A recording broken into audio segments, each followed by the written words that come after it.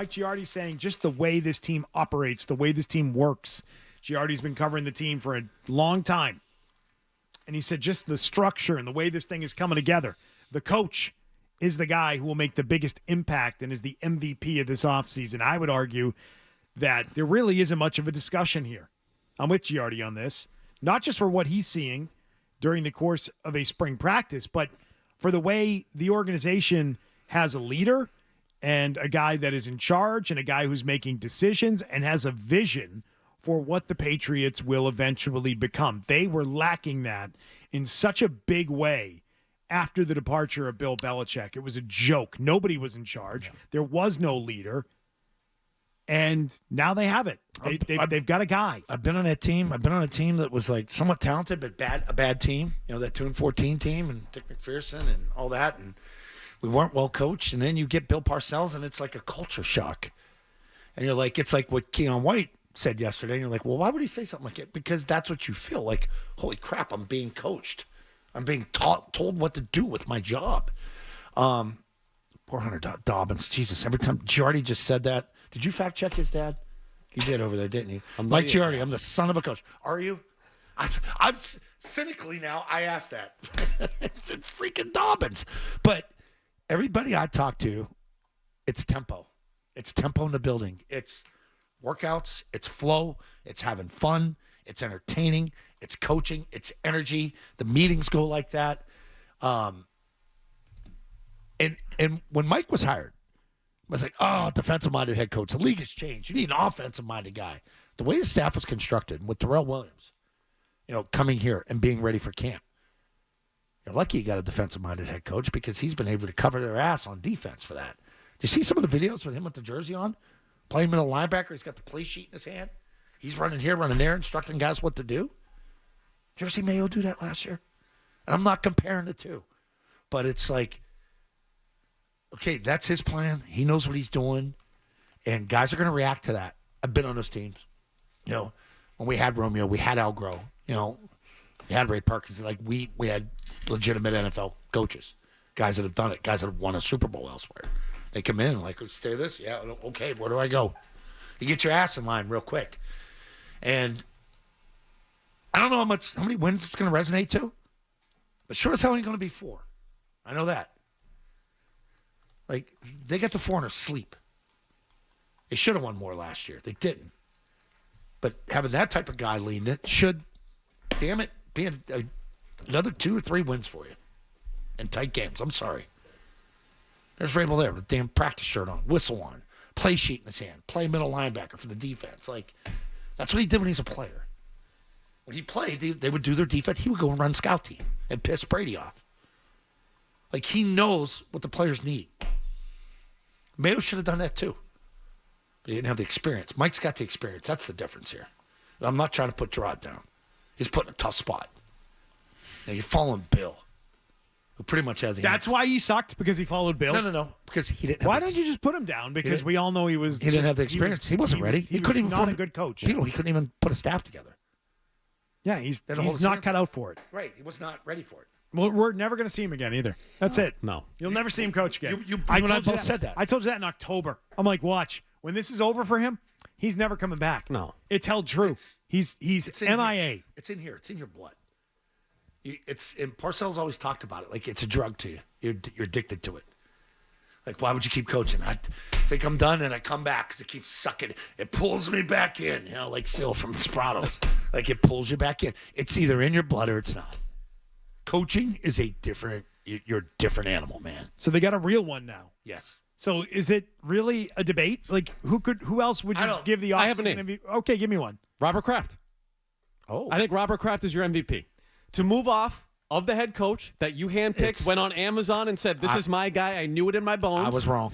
Mike Vrabel It's a big one. landed the biggest fish in terms of the head coach. I like that, McCone. You're the guy, and the reason that Josh McDaniels is probably back here, that connection as well.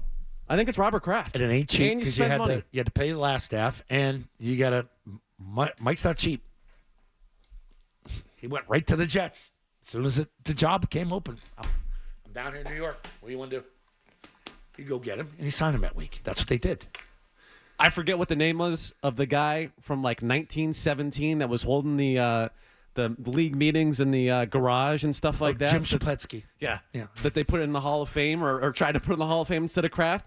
If this season goes the way I think it is, this is a huge feather in the cap again for Robert Kraft to get in the Hall of Fame. I thought he had a great offseason. He's your MVP. You think this is a plus in the Hall of Fame column? What he did this offseason? Absolutely. Well, I mean, it's not a negative. It's certainly Yeah. a Well, plus. admitting you're wrong and fixing it. Yeah. Some of it. I understand what Beatle's saying. I understand what you're saying. Yeah, I mean, What was the cleaning up your own disaster is just something that I don't should- give a ton of credit for. He should be but as quickly as he did that, because there are other owners that would ride this out for a second year and watch that train wreck Let me again. finish my sentence, Racone. I was going to say, but he does get some because he didn't wait 2 years to clean it up. Yeah.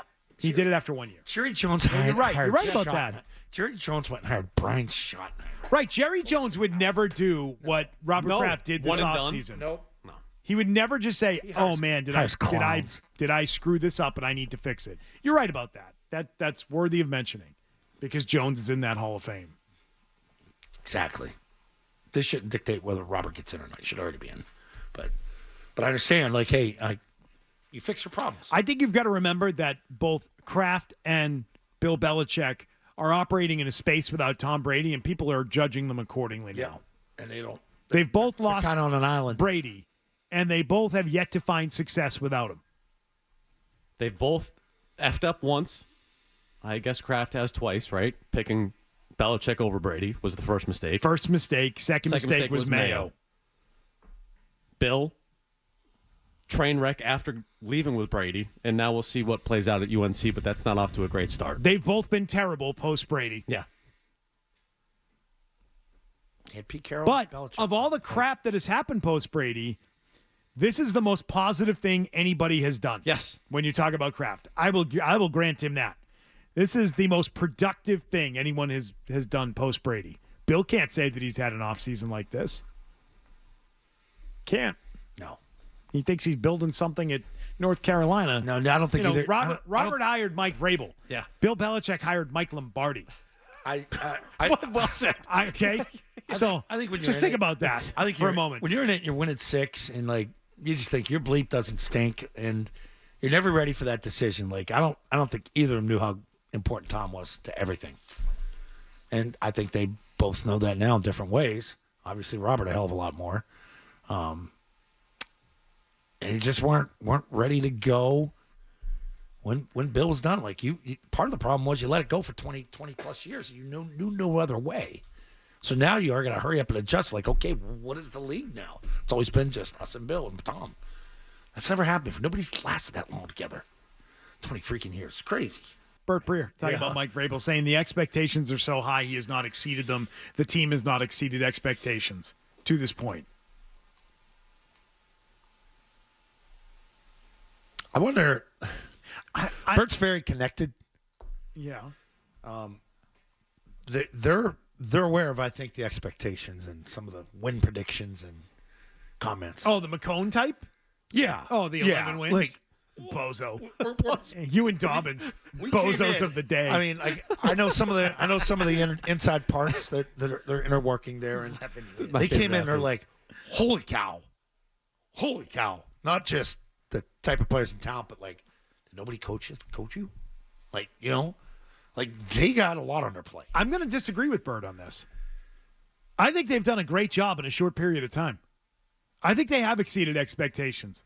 Everything you've heard about them running a practice is everything is overwhelmingly organized, including what you heard from Giardi. Greg Bedard is extremely cynical. You were expecting that to come and be part of the program, but it feels like it happened pretty much overnight. That there's whatever the situation is with Vrabel and Cowden and Stretch and all the leftovers, those moldy leftovers in the fridge, Elliott Wolf and Groh and all those guys, they've made it work. Whatever the hell it is they're doing in there, they've figured it out enough to function and work and have good work environment. What appeared to be a good organized draft. I'm not telling you the picks are going to work or that they made great picks. I don't know. And I'm not going to tell you they're great players, but I can tell you it from the outside, the appearances are Everything's really organized. And a weird situation like that, to me, I think can get messy real quick. And to Mike Vrabel's credit, it has not. And so I give them credit for that. I think they have exceeded expectations as a staff to this point. There's only so much they can do, right? It's June 13th. Right. They've been here, 5 months? Mm-hmm. I think that's pretty good. I'm going to say, I get it. You know, some of the weirdos like McCone are putting them at 14 wins, but I'm not. So I think they've done a great job. I think the schedule obviously favors them, but they down at the Red Sox. You got the president, you got the chief baseball operator, and you got the manager. None of them seem to be on the same page. At least perfect. You know what I mean? Yeah. They got structure, and hey, you might not be here forever, but we're going to give this thing a go.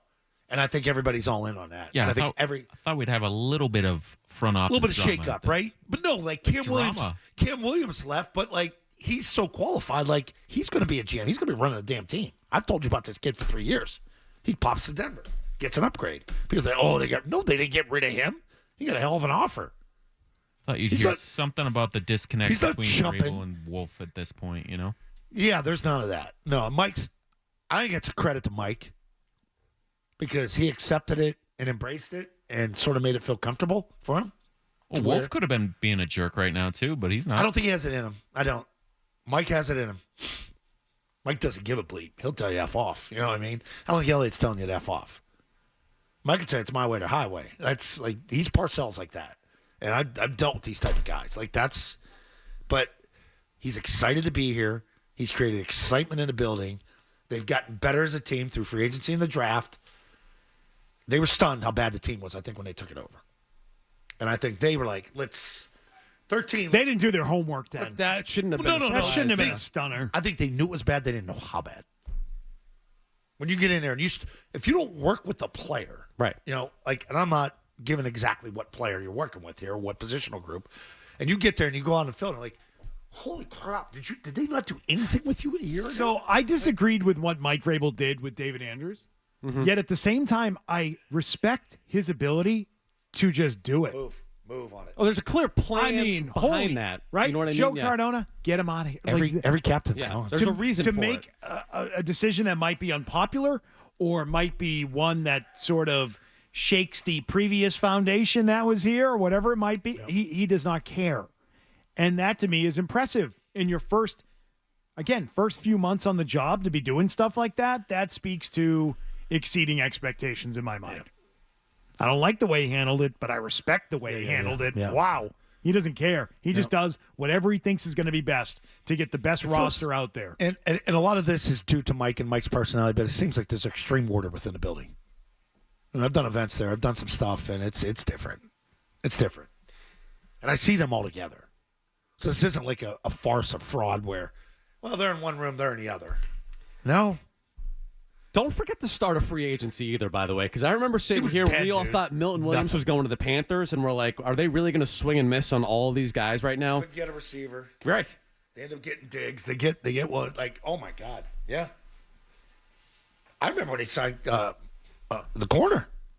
$20 million. I'm like, holy crap, you just gave a veteran corner that's a pretty good corner. You know how many jet skis you could buy with that? I never viewed him as like a $20 million a year corner. You know what I'm saying? Yeah. Because I'm looking at Gonzalez. Like, that's the guy you're going to have to pay. A lot of tropical vacations in his future. Oh, yeah.